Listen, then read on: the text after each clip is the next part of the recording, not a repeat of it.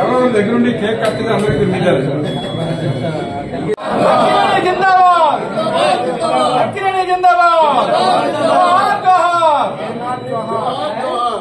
ఒక్క నిమిషం చూడండి సార్. ఆధ్వర్యంలో అభిమానుల ఆధ్వర్యంలో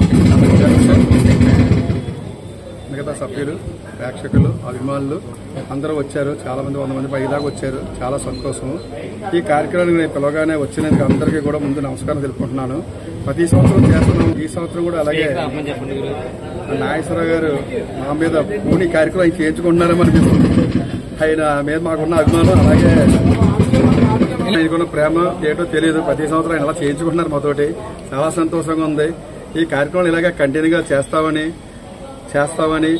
అందరికీ తెలియపరుస్తూ, ఇంతకీ కార్యక్రమం చేయడానికి ముఖ్య కారణం శత జయంతి ఉత్సవాలు 100వ సంవత్సరం కంప్లీట్ అయిన సందర్భంగా గ్రాండ్ గా మొత్తం అందరూ కలిసి ఈ ఉత్సవం బాగా చేశాము.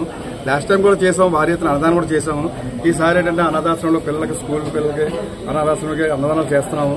ఇక్కడ ఫ్రెండ్స్ అందరికీ స్వీట్లు, డ్రింక్స్, వేరే పళ్ళు అన్ని పంచి పెడుతున్నాము. చాలా గ్రాండ్ గా చేసినందుకు సంతోషంగా ఉంది. అందరూ వచ్చింది ఇంకా సంతోషంగా ఉంది. ఇదే సందర్భంగా అందరికీ చెప్పేది అంటే ప్రతి సంవత్సరం ఈ కార్యక్రమాన్ని మేము అందరూ రావాలని మనసారా కోరుకుంటున్నాను. నేనున్నా లేకపోతే ఈ కార్యక్రమం ఎవరో ఒకరు ముందుండి చేస్తే నేను కూడా సంతోషిస్తాను. నాగేశ్వరరావు ఇప్పుడే కాదు, 100 ఏళ్ళు కాదు, 1000 ఏళ్ళు మన అందరిలో బతికే ఉంటారు.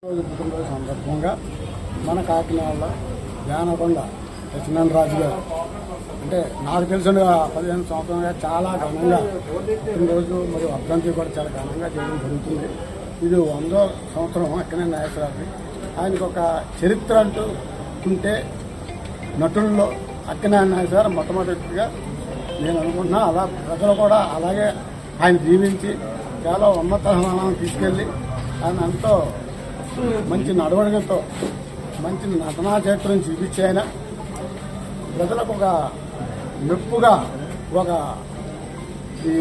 ఆనందోత్సాహాలతో తన సినిమా చూస్తే ఎంతో ఉత్సాహంగా ఉండాలని అభిమానులే కాకుండా ప్రతి ఒక్కరూ కూడా ఎంతో అభిమానంగా చూసేటట్టు మహానటుడే. ఆ నటుడి కోసం ఎంత చెప్పినా కూడా సరిపోదు.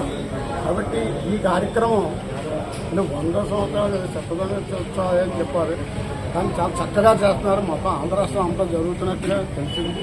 కానీ ఇక్కడ కాకినాడలో కూడా ఇంత ఘనంగా చేయడం మన రాజుగారు మిత్రము అందరికీ కూడా నా హృదయపూర్వక ధన్యవాదాలు.